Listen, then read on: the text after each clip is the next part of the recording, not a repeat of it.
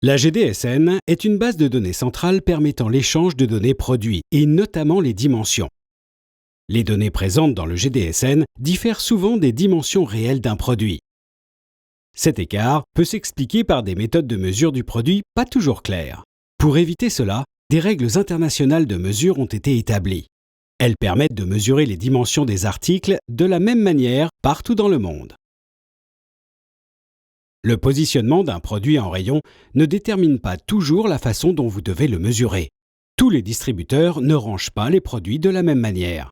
Découvrez comment mesurer les dimensions d'un article selon les règles internationales. Étape 1. Déterminer la face avant. La face avant du produit est celle utilisée pour valoriser le produit. Si plusieurs faces présentent le même graphisme, c'est la taille qui est déterminante. La face avant est celle qui présente la plus grande surface. Toutes les faces ont la même taille? Dans ce cas, la face avant est la face la plus haute. Étape 2. Mesurer debout ou couché.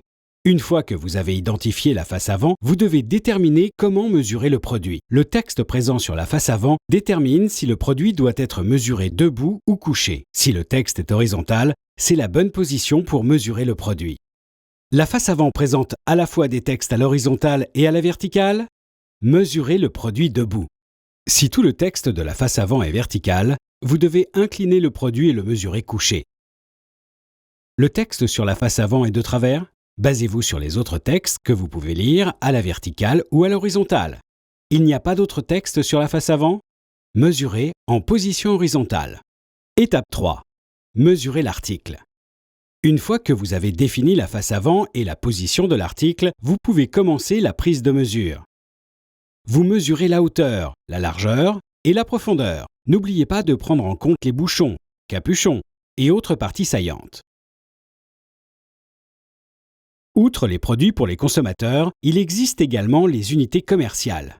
Une unité commerciale est, par exemple, un carton ou une palette sur laquelle plusieurs produits sont commandés et livrés ensemble.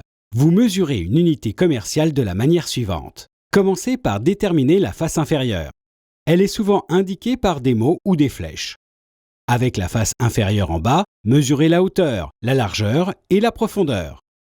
La face supérieure ou inférieure n'est pas clairement indiquée. La face la plus longue est la profondeur. Déterminez ensuite la hauteur et la largeur. Veillez à ce que les unités commerciales ne soient ni endommagées ni empilées lorsque vous les mesurez.